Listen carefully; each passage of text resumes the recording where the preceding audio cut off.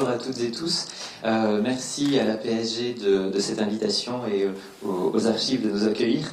Je suis tellement heureux d'être de retour à Bordeaux où j'ai enseigné quelques années. Ça me fait un immense plaisir d'être là et j'ai même eu le plaisir de retrouver une ancienne étudiante, donc c'est un double plaisir. Mais comme nous sommes un peu en retard, je vais tout de suite rentrer dans le vif du sujet en vous parlant donc des transitions énergétiques ou de leur existence ou non autour du cas du charbon. Et je voudrais commencer donc par ces quelques chiffres de l'Agence internationale de l'énergie sur la place du charbon en 2022. Donc il représente encore un tiers de la production d'électricité mondiale, 42% des émissions de CO2 de l'industrie et de la production énergétique. Et nous avons connu au niveau mondial en 2022 un record historique de consommation avec 8,3 milliards de tonnes de charbon consommées. C'est donc dire que le charbon n'est pas une énergie du passé. Il est encore très présent dans les sociétés contemporaines et n'est pas du tout l'énergie ancienne de la révolution industrielle qu'on imagine parfois. Et certains ont tiré de cela l'idée que les transitions n'existent pas, que puisque finalement le charbon est toujours là, occupe toujours une présence essentielle dans nos économies, eh bien on ne peut pas parler de transition hors du charbon, passage du charbon au pétrole, du pétrole à autre chose, etc.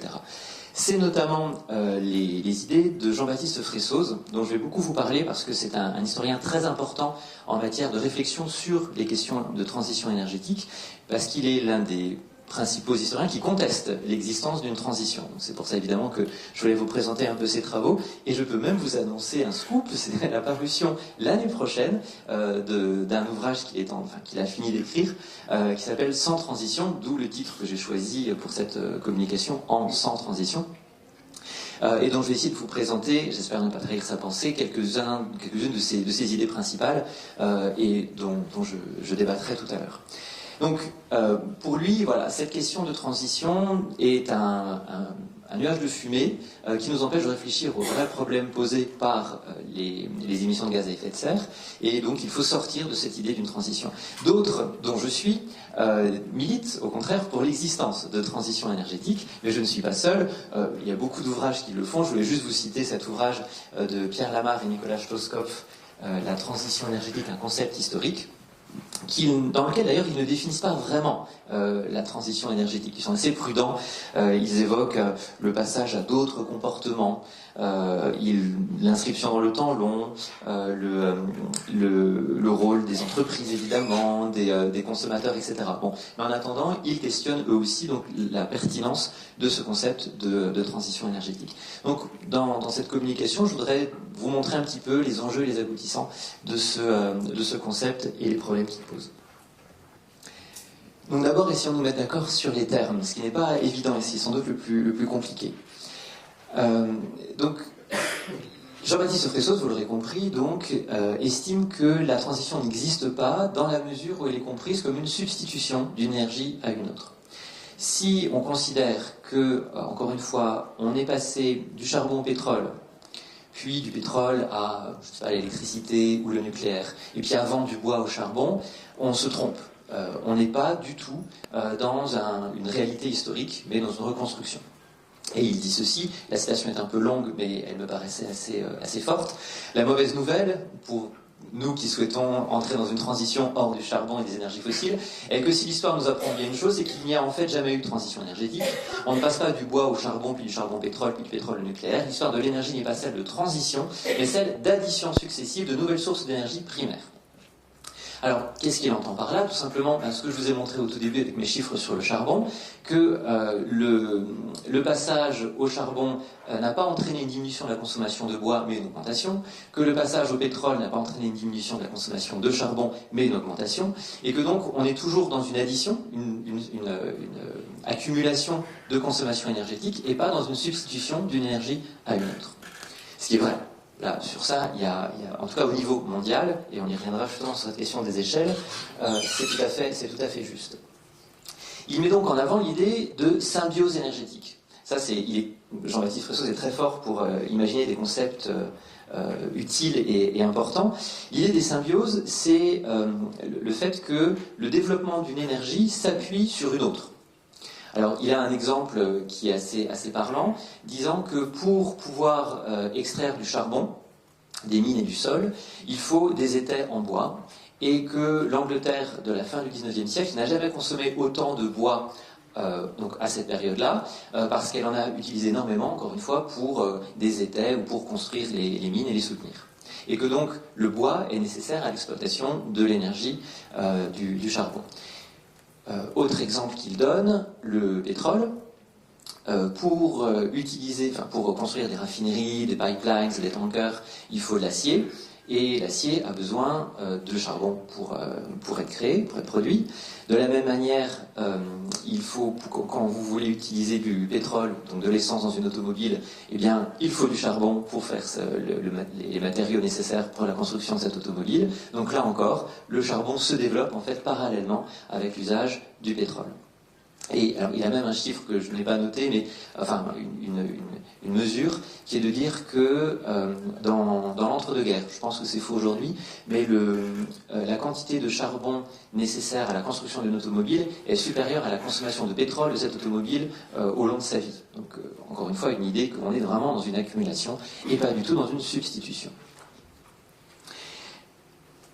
Son dernier argument important, c'est de mettre en avant l'historicité de la notion de transition, en montrant qu'elle naîtrait dans les années 1970, au moment du choc pétrolier et d'interrogations sur les questions énergétiques, évidemment, et qu'elle n'est pas issue de travaux historiques.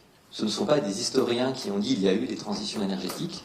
Ce sont les milieux de la prospective énergétique qui auraient... Alors là, je suis un peu plus prudent parce que c'est peut-être pas la partie la plus convaincante de son travail, qui aurait mis en avant cette idée de transition avec des arrière-pensées différentes selon les gens. Par exemple, l'industrie du nucléaire, il voyait un intérêt pour défendre l'idée d'un passage du pétrole au nucléaire et donc défendre évidemment ses positions.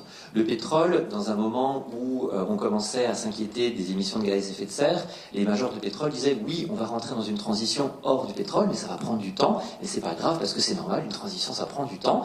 Et regardez, dans le passé, on est passé du bois au charbon, du charbon au pétrole, on passera du pétrole à autre chose, mais laissez-nous du temps et ça va se faire tranquillement et le dérèglement climatique n'arrivera pas avant qu'on ait justement réussi par la technologie à sortir du pétrole. Donc un discours finalement assez rassurant qui permettait, sans véritablement preuve historique de l'existence de ces transitions, d'assurer le maintien finalement de situations acquises ou le développement d'énergie comme le nucléaire. Et c'est d'autant plus pernicieux d'après lui que cette idée de transition a eu beaucoup de succès et a été ressaisie par des associations environnementales, par exemple, défendant justement la sortie du nucléaire, du pétrole, etc., qui voyaient bien sûr aussi un intérêt, parce que c'est très bien de dire oui, les transitions existent, et donc on peut se sortir de la situation actuelle. Donc d'après lui, voilà, cette idée de transition ne repose initialement sur aucune étude historique solide, et simplement sur une conceptualisation venue du milieu de la prospective énergétique. Alors tout cela me paraît relativement juste, bien sûr, donc ce refus d'une histoire phasiste, encore une fois passant d'une énergie à une autre, mais se pose quand même la question des échelles. Les propos de Jean-Baptiste Fressoz concernent une vision en général mondiale, fondée sur une quantification des consommations énergétiques, de bois, de charbon, de pétrole, etc. Or, il me semble quand même difficile de nier que, à l'échelle locale, par exemple, des transitions énergétiques ont pu se mettre en place. Pour vous donner un exemple très, très concret et très récent pour moi, je viens de lire 2 thèses. L'une sur les transitions énergétiques à Montréal dans la deuxième moitié du XXe siècle, et une autre sur le Rhône nucléaire, donc la nucléarisation de la vallée du Rhône, là encore dans la deuxième moitié du XXe siècle. Et ces 2 thèses montrent quand même très clairement les transformations de ces espaces, la ville de Montréal ou le Rhône, et leur transformation énergétique autour, pour l'une, du passage plutôt au pétrole et à l'électricité avec des structures nouvelles, et puis pour l'autre au nucléaire dans la vallée du Rhône. Donc on a bien, tel que le montrent en tout cas ces thèses, des transition, alors je reviendrai tout à l'heure évidemment sur le sens qu'on peut donner à ce terme, dans des espaces plus restreints qui ne sont pas évidemment des espaces globaux comme ceux envisagés par Jean-Baptiste Fressoz. Alors, je pense qu'il s'il m'entendait dire ça, il me contredirait sur certains points, mais j'ai pas le temps de développer, on pourra en parler éventuellement pendant l'échange et les questions. Oui, j'ai un peu la partie facile là, évidemment. Je vais maintenant pouvoir vous dire pourquoi les transitions existent. Alors, l'idée qu'il y a donc, des transitions énergétiques, au moins en tout cas à l'échelle locale, régionale, enfin, il faut voir quel niveau d'échelle, je la défends, je ne suis pas le seul, encore une fois, et je voudrais vous montrer donc, deux ouvrages. Alors bon, un ouvrage que j'ai dirigé à la suite d'un colloque avec une collègue, Geneviève Massard-Guilbault, qui défend l'idée, et j'ai repris le thème des systèmes et transitions, je reviendrai tout à l'heure sur l'importance de cette idée des systèmes.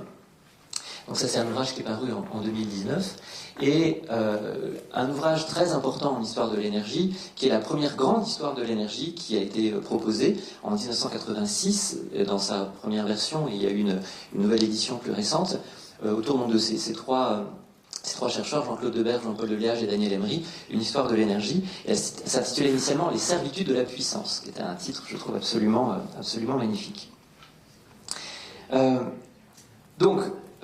Il y a des débats très vifs dans la communauté des historiens de l'énergie autour de ces questions. Donc ce que je vais vous proposer ici, c'est ma propre version de ce que peut être un système énergétique ou un régime énergétique et donc une transition. Je ne prétends pas parler au nom de tous les historiens qui travaillent sur les questions énergétiques et encore une fois, il y a bien des façons de les concevoir.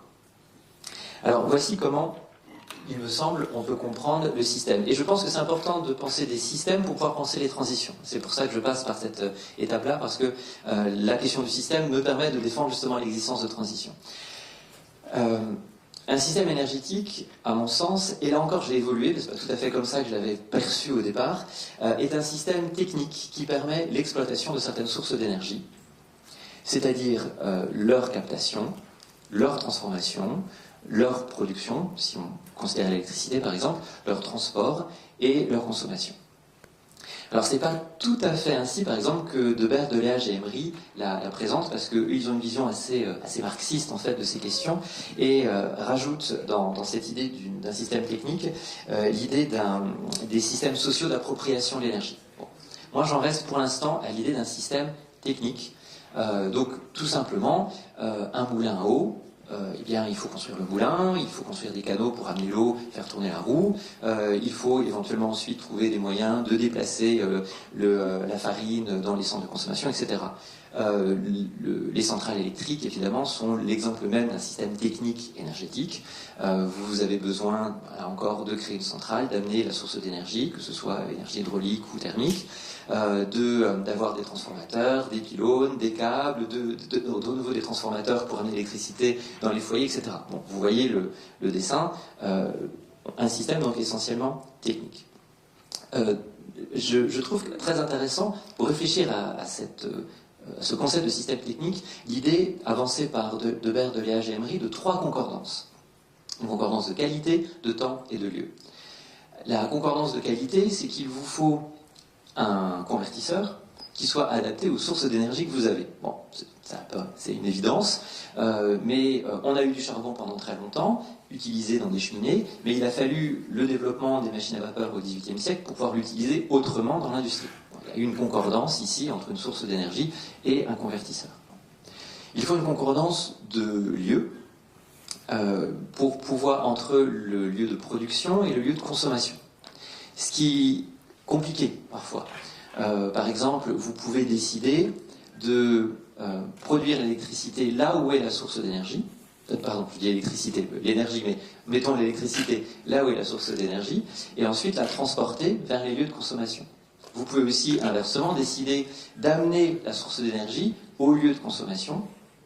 Alors par exemple, ça peut donner, si je reprends le moulin, vous placez le moulin au bord d'une rivière, et puis ensuite donc, vous transportez ce qui a été produit vers les lieux de consommation. Vous pouvez aussi, comme ont fait les Romains à certains moments, créer des aqueducs qui amènent l'eau près des centres de consommation de pain, donc des centres urbains, et installer à cet endroit-là des moulins. Évidemment, l'électricité va considérablement faciliter cette concordance de lieu parce qu'elle permet le transport facile de l'électricité. Troisième concordance nécessaire, concordance de temps. Il faut produire au moment où on consomme. Et ça, évidemment, c'est un des enjeux, par exemple, fondamentaux aujourd'hui avec le développement des énergies renouvelables. Elles sont intermittentes.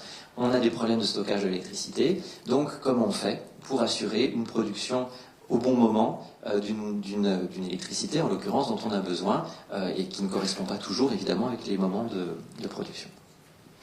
Donc voilà pour le système technique. Il y a un autre concept que je voudrais développer, qui est celui du régime énergétique.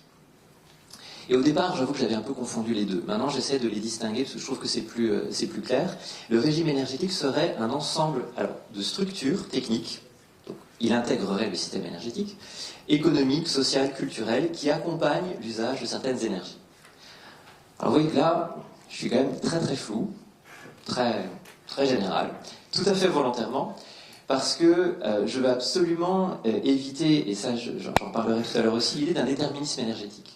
Mais mon idée, c'est de dire que, et je ne suis pas le seul, encore une fois, l'usage d'une énergie a des effets sur les structures sociales, sur les structures culturelles, éventuellement les structures politiques, je critiquerai ça tout à l'heure, et donc n'est pas anodine, n'est pas anodin, cet usage. C'est-à-dire que quand vous utilisez du charbon, quand vous utilisez du pétrole, ça a des effets sociaux, culturels, économiques, etc. Alors, on le comprend bien pour l'économie, on le comprend bien pour la technique. Pour les dimensions sociales et culturelles, ça a été moins vu. Et c'est tout le sens du travail que j'ai fait sur la civilisation du charbon, que je vous présenterai tout à l'heure.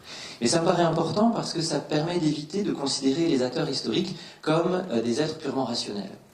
Le grand récit qu'on a eu de l'énergie jusqu'il y a une trentaine d'années était celui d'une espèce d'une sorte de déterminisme technique et technologique.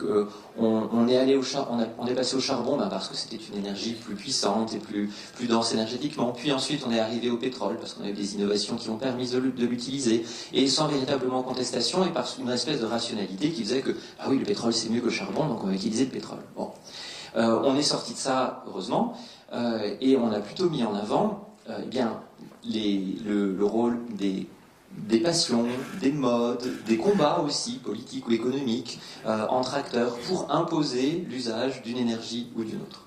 Donc considérez non pas les acteurs comme de pure rationalité, mais des êtres mus par des passions, des affects, des émotions, encore une fois inscrits aussi dans des rapports de pouvoir qui amènent à certains choix énergétiques ou pas.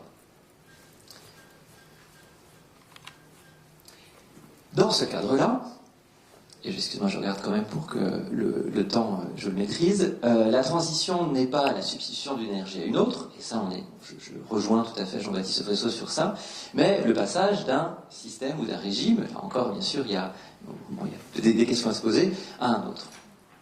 Et ça, il me semble que c'est une réalité, au moins à certaines échelles, et qu'on peut difficilement la nier. Je donne toujours cet exemple tout simple qu'entre la fin du XVIIIe siècle et le milieu du XXe, on n'est pas dans le même monde énergétique, qu'on le veuille ou non, que même si l'énergie du bois, etc., continue d'être utilisée massivement, le monde dans lequel nous sommes n'est pas le même, et on est bien passé, à mon sens, d'un monde à un autre, d'un système ou d'un régime énergétique à un autre. Et c'est ce que je voudrais défendre à propos du charbon. Je regarde juste si j'ai... voilà. Alors, oui, pardon, un dernier exemple, excusez-moi, à propos de ces histoires de transition énergétique. Un ouvrage aussi qui est devenu un classique, un ouvrage anglais, donc Power to the People, par trois historiens de l'économie, Astrid Kander, Paolo Malanima et Paul Ward, qui ont essayé de quantifier la consommation énergétique depuis l'époque moderne, du XVe siècle à nos jours.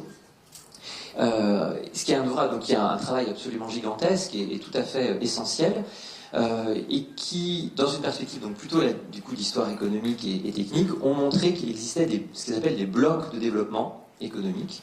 Un premier bloc qu'il distingue est celui du charbon et de la machine à vapeur, puis il y en aurait un autre, pétrole, électricité, et puis aujourd'hui on serait dans un bloc électricité, communication. Bon. Donc il y aurait bien aussi, d'après eux, des transitions énergétiques autour de ces blocs de développement, alors qui ne sont pas tout à fait les régimes énergétiques que je vous ai présentés, mais qui peuvent un petit peu, disons, s'y rapporter. Voilà, c'était simplement pour vous donner encore une référence et quelques idées de ce que peut être ce passage d'un monde à un autre, d'un régime à un autre. Et donc évidemment la question se pose beaucoup pour le charbon. Et là je vais vous en parler un peu longuement, autour de cette question donc, de la révolution industrielle. Est-ce qu'on peut la considérer comme une transition énergétique ou pas? Est-ce qu'on passe justement d'un système ou d'un régime à un autre? Alors là encore, il y a beaucoup de débats. J'ai mis révolution industrielle entre guillemets, parce que vous le savez bien, on conteste beaucoup cette expression, même si elle est revenue en grâce récemment, autour justement des questions énergétiques, en disant bien justement en regardant ce changement à travers le prisme de l'usage énergétique, on peut bien parler de révolution. Alors, d'abord quelques mots sur le charbon, et puis beaucoup sur l'Angleterre, évidemment, puisque c'est un peu mon centre d'intérêt. Dès le début du XVIIe siècle, la moitié des besoins énergétiques de l'Angleterre sont assurés par le charbon, essentiellement pour le chauffage domestique. Donc le charbon n'est pas une nouveauté du Royaume-Uni à la fin du XIXe siècle. Et ce qui va changer, c'est son usage industriel avec le développement donc, de la machine à vapeur, mais aussi de son usage dans la métallurgie. La transformation du charbon en coke et les procédés qui permettent d'utiliser le coke dans la métallurgie, qui sont découverts dès le début du XVIIe siècle, mais qui se répandent vraiment à partir des années 1780, vont permettre l'essor de la consommation de charbon. Donc c'est à partir de la fin du XVIIIe siècle qu'on voit cette envolée autour donc, de la métallurgie, de la machine à vapeur progressivement, et puis après beaucoup grâce au chemin de fer. D'où cette augmentation de la production, donc je vous donne ici quelques chiffres. Le chiffre le plus connu, c'est celui de 1913, parce que c'est le sommet de la production de charbon au Royaume-Uni, de 187 millions de tonnes. Jamais le Royaume-Uni n'a produit autant de charbon, n'a extrait autant de charbon de toute son histoire. À ce moment-là, au début du XXe siècle, le charbon représente 95% des besoins énergétiques du Royaume-Uni. Donc c'est pour ça qu'il m'a intéressé, parce que c'est un quasi-monopole énergétique que connaît le charbon à ce moment-là. Et donc il est évidemment très intéressant de l'étudier en tant que tel. Donc on peut dire, bah oui, donc il y a bien eu une transition, on est bien passé d'énergie du bois ou d'autres au charbon. Alors, derrière ce récit, quelques nuances apportées par des historiens récents qui ont travaillé sur ces questions énergétiques. D'abord, bon, des nuances classiques. La révolution industrielle est d'abord une révolution locale, pas nationale, pour le Royaume-Uni en tout cas. Et c'est vrai aussi pour d'autres pays européens. Elle bouleverse des régions, des villes, alors, je vais citer les plus connus, Manchester, Birmingham, Sheffield, etc., où là on a bien une perception par les contemporains de ces bouleversements. C'est des bouleversements qui se font le temps d'une génération, qui sont donc sensibles pour les gens qui vivent à cette période, qui est beaucoup moins perceptible à l'échelle du pays. Et je dis souvent à mes étudiants que, et là peut-être que ça va raviver quelques souvenirs, 1851, l'exposition universelle du Crystal Palace, c'est le moment où les Britanniques se rendent compte qu'ils sont rentrés dans un monde industriel. Parce que beaucoup d'entre eux n'avaient jamais vu de grandes machines, n'avaient jamais vu de machines à vapeur, ils n'étaient pas conscients de ces transformations. Il y a donc des lenteurs nationales aussi, au sens où, évidemment, le pays ne se couvre pas de machines à vapeur immédiatement, loin de là, j'y reviendrai, et une singularité britannique aussi peut-être, qui s'inscrit dans cette idée d'une révolution où le charbon, la machine à vapeur sont beaucoup plus présents au Royaume-Uni jusqu'au milieu du XIXe siècle que dans d'autres pays européens au niveau national. Il faut aussi prendre en compte le fait qu'au départ, on a combiné des sources d'énergie entre elles et combiné des convertisseurs. Très souvent, la machine à vapeur, lorsqu'on en faisait le choix, était adossée à d'autres machines, d'autres systèmes énergétiques, parce qu'elle coûtait cher, elle n'était pas toujours fiable. Et par exemple, j'avais un chiffre pour la France, voilà, on estime que dans les années 1860, un quart des moteurs à vapeur dans l'industrie fonctionne en complément d'une autre source d'énergie. Un quart des moteurs à vapeur en France dans les années 60 fonctionne en complément d'une autre source d'énergie. Le plus souvent une énergie hydraulique, bien entendu. Et de la même manière, au niveau mondial, il faut attendre la toute fin du XIXe siècle pour que le charbon fournisse plus de la moitié de l'énergie primaire consommée. Donc la victoire du charbon n'est pas une victoire immédiate, elle s'inscrit vraiment dans le long terme. Donc ces énergies anciennes, entre guillemets, vont durer. C'est ce que montrent un certain nombre de travaux. Je voudrais juste vous en citer rapidement deux. Les travaux de Serge Benoît sur l'énergie hydraulique en France, qui a montré que cette énergie hydraulique a accompagné les débuts de l'industrialisation et qu'il ne faut surtout pas croire que l'industrialisation ne se fait que par le charbon et la machine à vapeur, mais qu'elle s'est fondée aussi sur des innovations techniques très importantes en matière hydraulique et que l'hydraulique a résisté en fait pendant très longtemps face à la pression exercée par le charbon et ses turiféraires. De la même manière,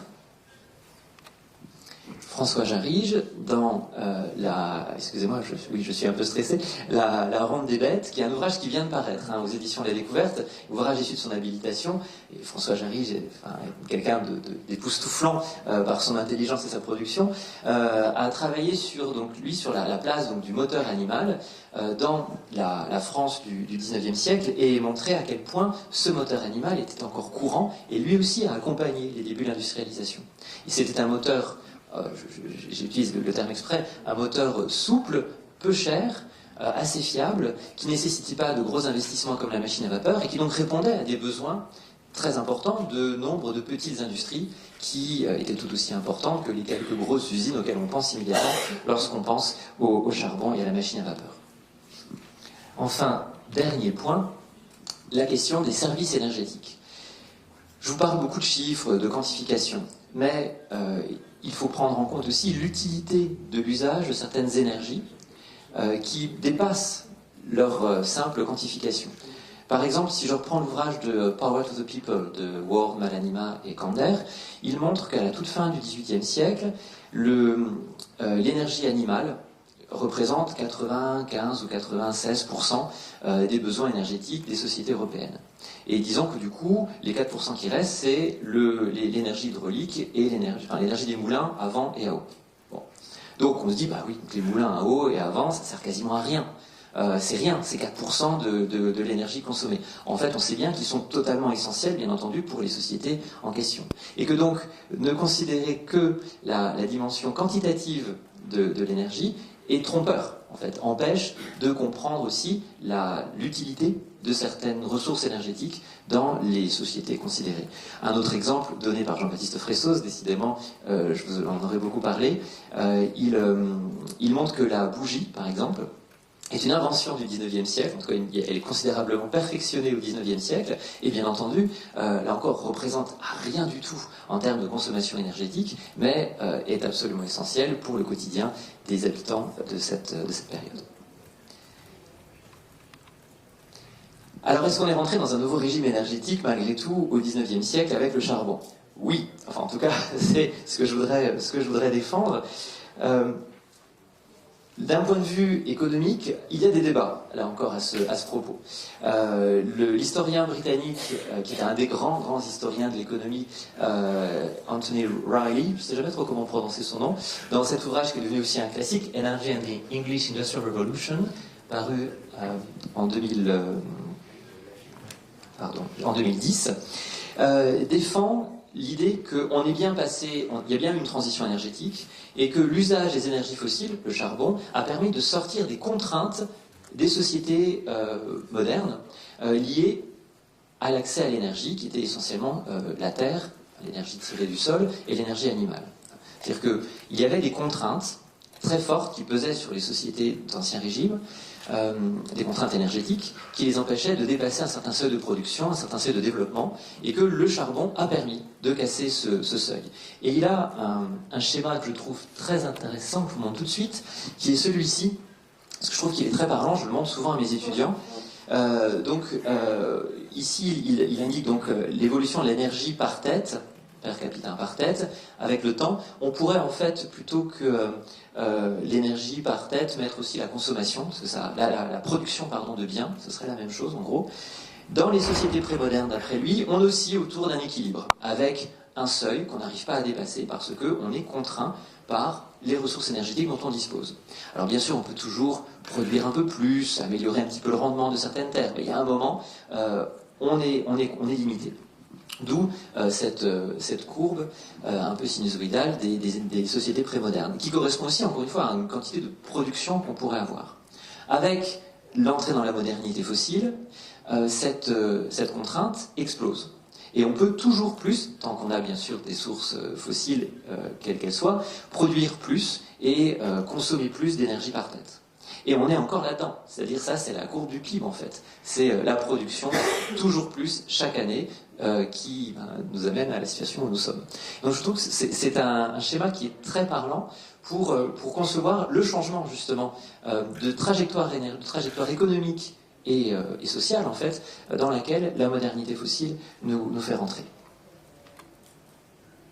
Donc on passerait d'après lui d'une économie qu'il appelle organique à une économie fossile à partir du 19e siècle. Alors je vais passer rapidement sur l'autre dimension sociale de cette entrée dans un nouveau régime énergétique, qui est tout simplement juste de rappeler que ce nouveau monde a permis bien sûr une amélioration, certes progressive et certes très inégale, des conditions de vie, avec une augmentation de l'espérance de vie, un confort matériel dans lequel nous sommes, regardez comme nous sommes bien installés aujourd'hui dans cette belle salle, et qui est issu bien sûr donc de cette nouvelle civilisation industrielle. Bon, ça, je passe rapidement. Ce sur quoi je voudrais bien sûr m'attendre un tout petit peu plus, c'est les dimensions sociales et culturelles de ce nouveau régime énergétique. Donc à partir, vous me pardonnerez cette petite publicité pour mon ouvrage, La civilisation du charbon, qui est paru donc en 2021. Alors qu'est-ce que j'essaye de montrer dans cet ouvrage? J'ai voulu étudier la place du charbon dans la société, en l'occurrence britannique, du 19e siècle et de la première moitié du 20e siècle, du point de vue des consommateurs. Non pas du point de vue des industriels, parce que ça a été déjà très très vu, la place du charbon dans l'industrie, mais qu'est-ce que ça voulait dire pour des individus lambda d'utiliser du charbon dans leur quotidien. Et j'ai parlé de de l'existence d'une civilisation au sens où il me semble que les modes de vie et les perceptions du monde ont été bouleversés par cet usage majeur et répandu du charbon, et que donc on est bien dans un nouveau monde, dans un nouveau régime énergétique, au sens où tout le quotidien, tous les modes de vie, les modes de pensée sont en partie modelés par cet usage du charbon. Dans une approche donc, que j'ai voulu très matérielle, sur vraiment ce que ce charbon fait au quotidien et comment il s'installe en fait dans les intérieurs au jour le jour. Donc, j'ai voulu montrer, par exemple, alors ça c'est assez classique, c'est pas très neuf, que le charbon va modeler les villes et les intérieurs. On va adapter les cheminées pour son usage, on va devoir évidemment trouver des lieux pour l'entreposer, stocker ses résidus, etc.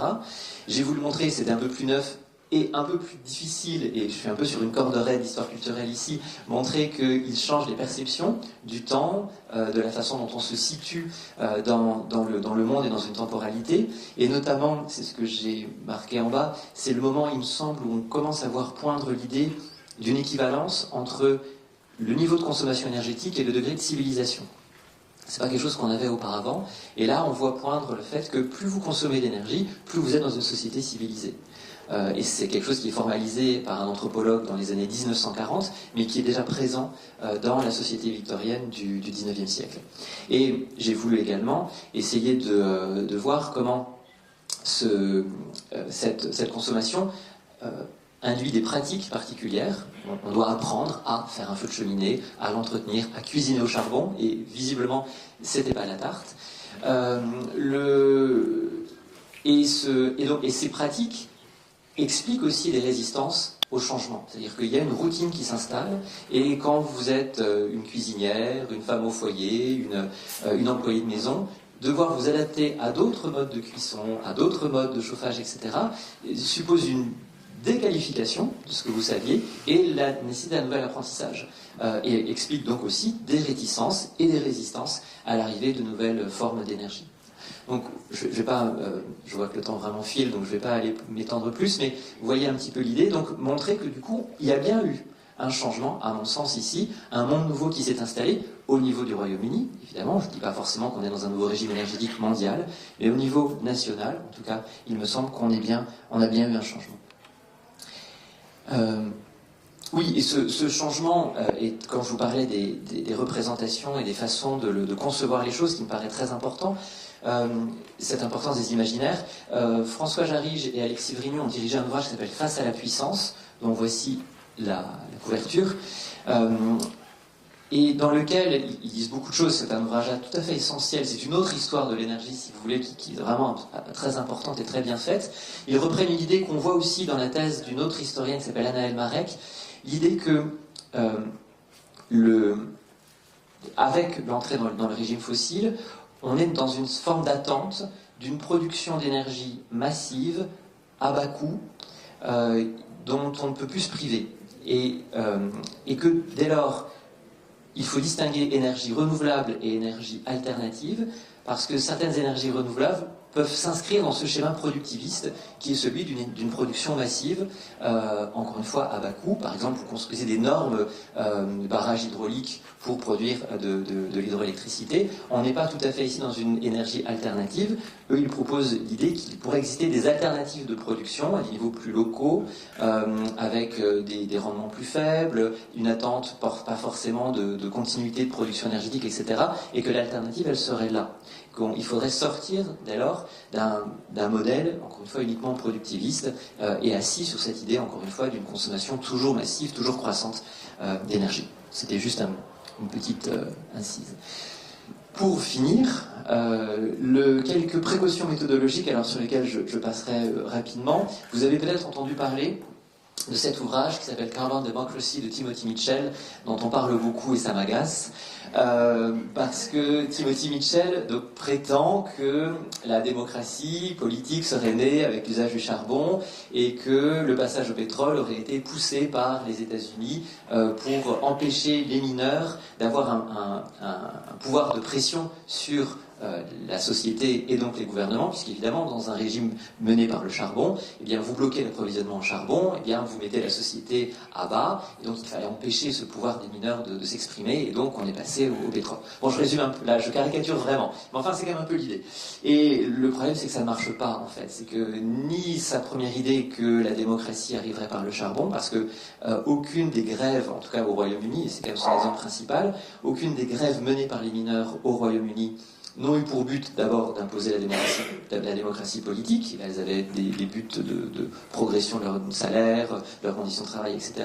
Que par ailleurs, il fallait une grève générale pour pouvoir mettre le pays à genoux, parce qu'il y avait toujours d'autres mines sur lesquelles on pouvait s'appuyer si la grève était générale, si la grève était régionale, pardon, et que les quelques grèves générales qui ont eu lieu ont été des échecs. Donc ça ne marche pas. Et puis pour ce qui est du passage au pétrole, je suis moins spécialiste, mais la démonstration visiblement convainc quand même assez peu de monde. Voilà. Donc quand je vous parlais que le régime énergétique incluait une dimension politique, c'est possible, mais pas au sens en tout cas de Timothy Mitchell. De la même manière, la culpabilisation autour de certaines personnes faite par Andreas Malm dans Fossil Capital, alors elle est beaucoup plus subtile et beaucoup plus fondée historiquement.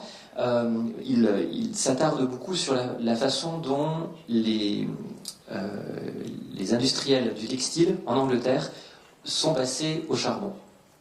Et comment vraiment ils ont quitté l'énergie hydraulique pour le charbon et quelles sont les motivations qui les ont poussés. Il explique que c'est des motivations beaucoup plus sociales que énergétiques en quelque sorte. C'était pour pouvoir contrôler la force de travail qui était plus facile à contrôler dans un régime, dans une industrie fondée sur le charbon que sur l'énergie hydraulique. Je pourrais y revenir tout à l'heure. J'ai pas trop le temps là, c'est pour si on veut laisser la place à la discussion. Il est un peu plus convaincant, mais le problème c'est que on a l'impression à le lire que notre monde est la résultante du choix de quelques industriels du textile en Angleterre. Et bon, évidemment, je trouve que cette culpabilisation, cette recherche de responsables constante en histoire est un peu problématique. Donc, il faut refuser le déterminisme, ça je vous l'ai dit. Il ne s'agit pas, encore une fois, de dire qu'une énergie induit forcément un régime politique, un régime culturel, un régime social, mais qu'il y a des échos, des résonances entre tout cela. Et qu'il faut s'appuyer sur une pluralité de causes pour expliquer la difficulté des transitions. Bien sûr que des raisons techniques et économiques sont nécessaires. Enfin, je ne suis pas en train de dire que la technique n'a pas de sens. Il faut prendre aussi en compte la dimension politique. Pour le Royaume-Uni, par exemple, il est très clair que les gouvernements successifs ont refusé de de mettre en place des politiques qui auraient permis de diminuer les émissions de fumée dans les villes victoriennes et édouardiennes. On savait très bien que les responsables de la pollution urbaine, c'était les individus qui brûlaient du charbon dans des cheminées ouvertes, ce qui est extrêmement inefficace, donc rejettent beaucoup de suie et donc polluent les villes, qu'il aurait fallu convaincre les Anglais donc, de choisir des poêles pour brûler leur charbon plutôt que des cheminées ouvertes. Alors évidemment, il y avait des tas de problèmes financiers, etc. Mais aucune politique n'a eu le courage de mettre cela en place.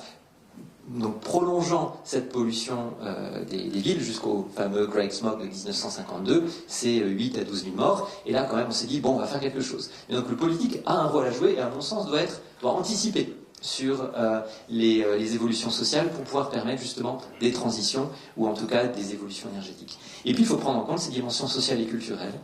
Ça, j'en suis fermement persuadé. C'est-à-dire qu'il faut créer des imaginaires et agir sur les imaginaires par l'éducation ou autrement pour pouvoir convaincre justement de sortir d'un certain régime ou d'un certain régime énergétique, de certaines relations au monde et aux énergies pour pouvoir passer à autre chose.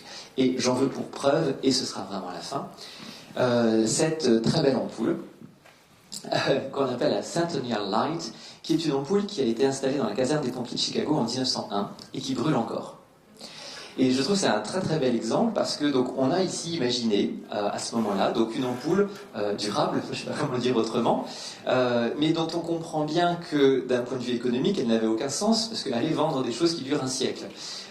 Et on est bien là face à des rationalités divergentes qui montrent que le succès d'un convertisseur, d'une énergie, d'une technique ne doit pas tout à son efficacité, mais s'inscrit justement dans des luttes de pouvoir, des rapports de force, des rationalités justement qui sont divergentes, qui peuvent valoriser l'une ou l'autre. Je vous remercie.